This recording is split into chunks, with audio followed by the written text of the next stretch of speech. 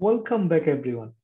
আমরা Java programming এর খুব গুরুত্বপূর্ণ একটা কনসেপ্ট নিয়ে আলোচনা করছি, সেটা হলো অবজেক্ট ওরিয়েন্টেড প্রোগ্রামিং, ওওপি যেটা সংক্ষেপে বলা হয়।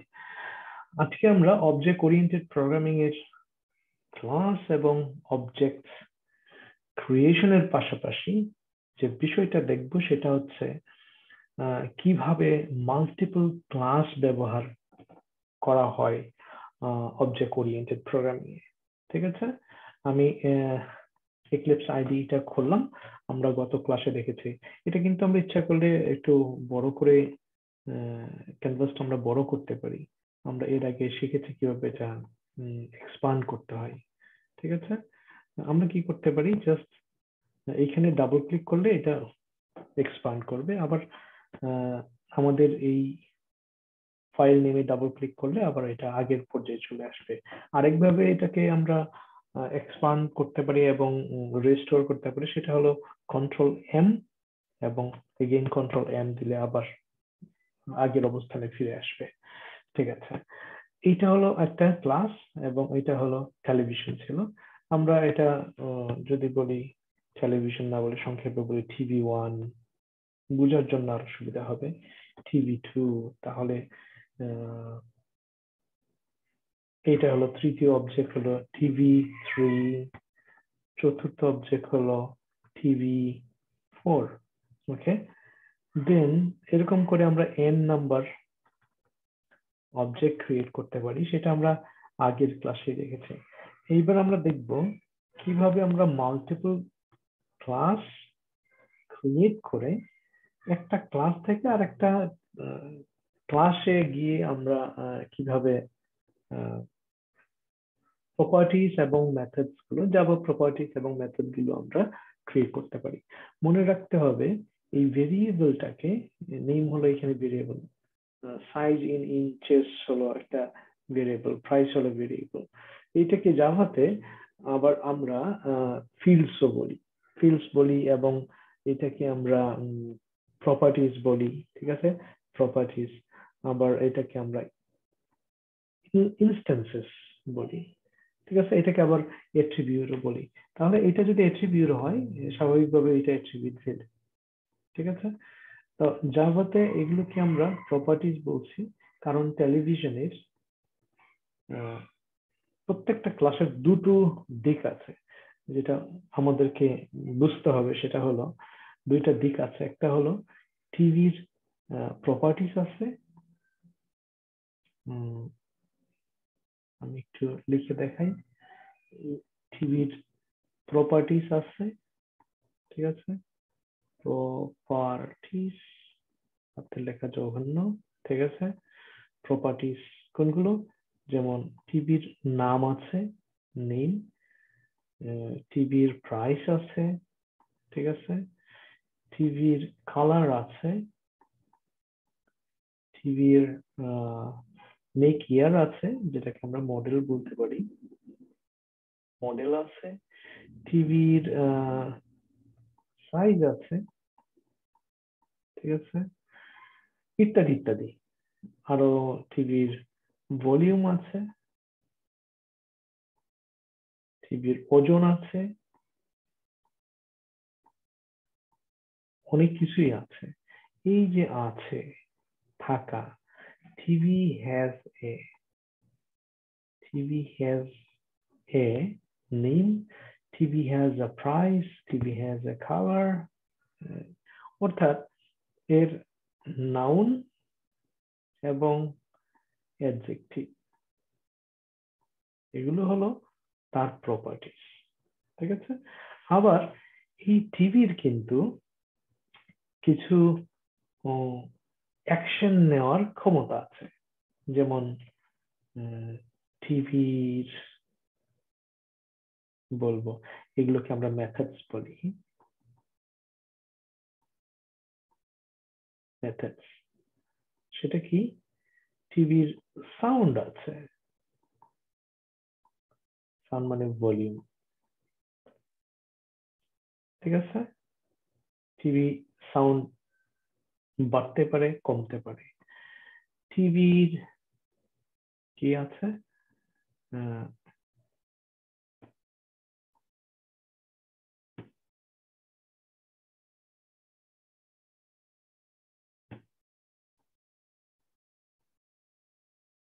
চ্যানেল চেঞ্জ করার ক্যাপাসিটি আছে, ঠিক আছে। টিভির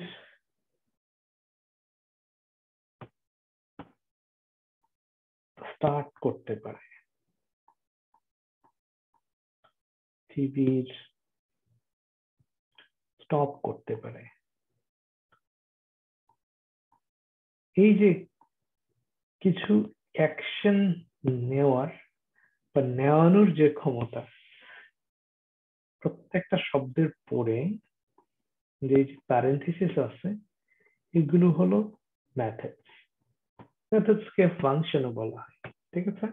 তাহলে টিভির দুই রকমের অবস্থা আছে, একটা আমরা বলি স্টেটস, দুইটা স্টেট আছে, স্টেট এন্ড বিহেভিয়ার বলি।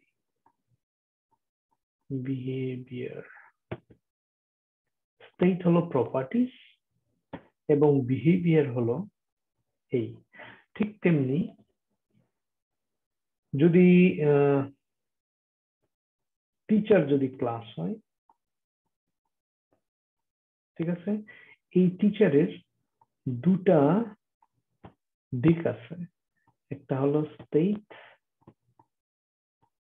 একটা হলো বিহেভিয়ার। স্টেটটা কি? টিচারের স্টেট হলো টিচারের তার নাম আছে, নেম, টিচারের এজ আছে, টিচারের স্যালারি আছে, টিচারের হেয়ার কালার আছে, টিচারের ডিগ্রি আছে, ঠিক আছে, ইত্যাদি ইত্যাদি। বিহেভিয়ার, বিহেভিয়ার কি আছে টিচারের? টিচার ক্যান রিড, পড়তে পারেন, এরকম রিড প্যারেনথেসিস এবং কমা, এটা কি মেথড। টিচার কি করতে পারেন? Teacher can write, method. Teacher can slip, teacher can run, teacher can teach. তাহলে যা দেখছি এদিকে হলো নাউন, ঠিক আছে, এদিকে হলো ভার্ব অ্যাকশন। তো স্টেট হলো তার প্রপার্টিস, ফিল্ডস বলি এটাকে, অ্যাট্রিবিউটস বলি, আর এটাকে বলি আমরা মেথডস, ঠিক আছে। এটা আমরা মাথায় রাখবো, তাহলে দেখবো যে সবকিছু ইজি হয়ে গেছে। তাহলে ক্লাসের যেহেতু দুইটা দিক আছে, একটা হলো স্টেট এবং একটা হলো বিহেভিয়ার, ঠিক আছে, স্টেট এবং বিহেভিয়ার। এই স্টেট এবং বিহেভিয়ার কোথায় থাকে? ক্লাসের ভেতরে, কারণ এটা ক্লাসের কি attributes, fields, behavior, state and behavior, right? তাহলে এইবার যে কথাটা বলছিলাম, এইবার আমি এই মেইন মেথডটা এখান থেকে নিয়ে নিব এই পর্যন্ত, রাইট? কাট করে নিয়ে নিচ্ছি। আমরা মাল্টিপল ক্লাস কিভাবে ব্যবহার হয় সেটা শিখবো এখন। আরেকটা ক্লাস করব আমরা, ক্লাসের নাম দিব টেলিভিশন টেস্ট। টেলিভিশন টেস্ট, ক্লাসের নাম হলো টেলিভিশন টেস্ট। দেন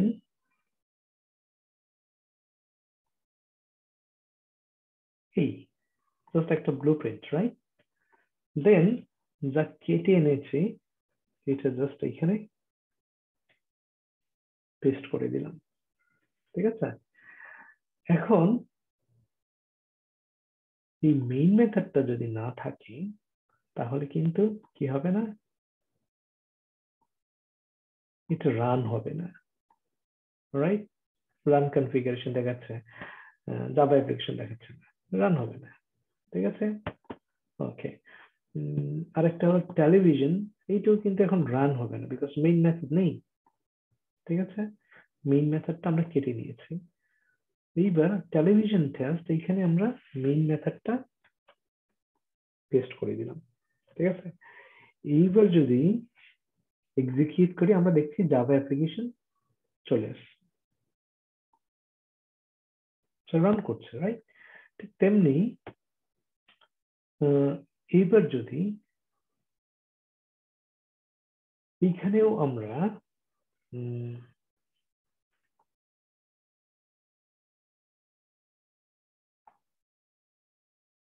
ইন্টিজার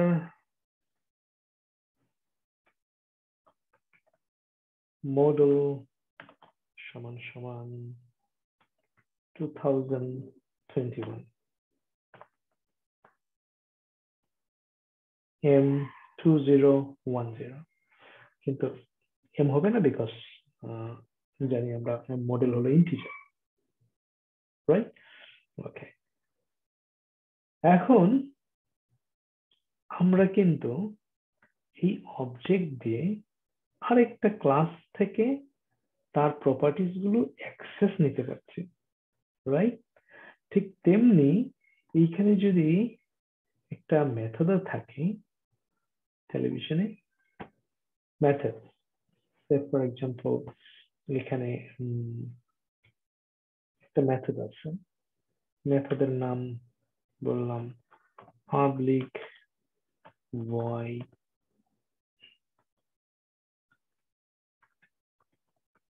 start, ঠিক আছে? and we saw the TV starts, তারপর আরেকটা মেথড আছে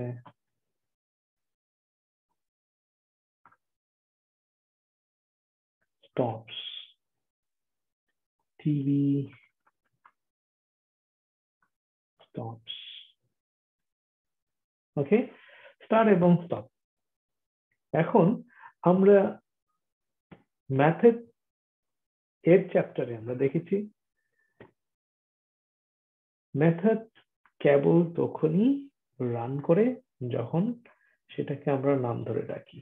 তাহলে স্টার্টটাকে আমাদের কি করতে হবে? কল করতে হবে যদি আমরা এটা এক্সিকিউট করতে চাই। কোথায়? যেখানে মেইন মেথড আছে।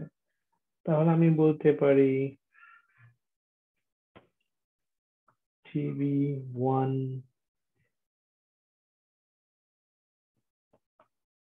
start, ঠিক আছে? এখন এটাকে কি করতে চাচ্ছি? আমি প্রিন্ট করব, তাহলে বলতে পারি system dot out dot print ln,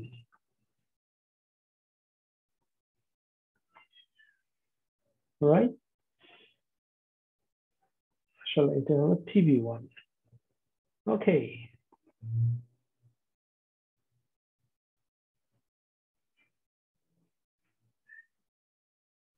কি বলছে? The method println boolean in the type print stream is not applicable for the arguments void. Okay, because এটা আমরা বলছি void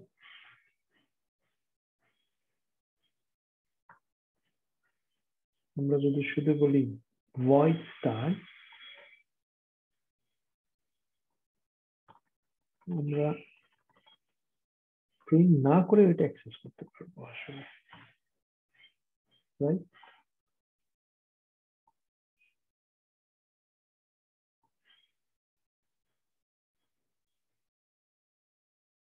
tv starts, টিভি স্টপসটাও আমরা রান করতে পারি, টিভি 1 স্টপ, স্টপ না stops, stops.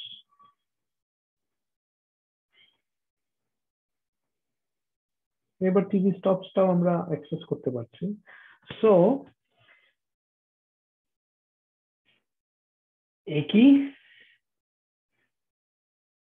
প্যাকেজের ভেতরে একাধিক জাভা ক্লাস থাকতে পারে এবং একটা ক্লাস আরেকটা ক্লাস থেকে মেথডস এবং প্রপার্টিজ গুলো অ্যাক্সেস করতে পারে। এটা এই ক্লাসের ভেতরেই আছে। সো এইটা তো আমরা ডেফিনেটলি এটাও আমরা অ্যাক্সেস করতে পারবো। বলতে পারি system.out.println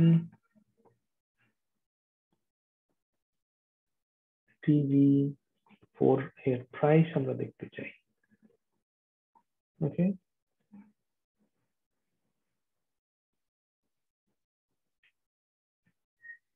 এইটা ওয়ান্ডারফুল। আশা করি একটা ভালো আইডিয়া হয়েছে যে কিভাবে একটা ক্লাস আরেকটা ক্লাস থেকে তার মেথডস এবং প্রপার্টিজ অ্যাক্সেস করতে পারে। ঠিক আছে,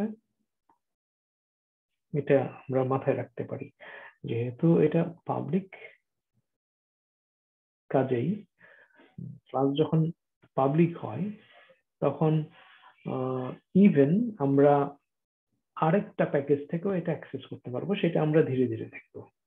অলরাইট, আশা করি যে কনসেপ্টটা বোঝাতে চেয়েছি সেটা পরিষ্কার। যে কনসেপ্টটা বোঝাতে চেয়েছি সেটা হলো এক বা একাধিক ক্লাস থাকতে পারে এবং এক ক্লাস আরেকটা ক্লাস থেকে তার মেথড, প্রপার্টিজ, ফিল্ডস বলি, ইনস্ট্যান্সেস বলি, সেগুলো অ্যাক্সেস করতে পারে। Alright, that's all for today. See you in the next session.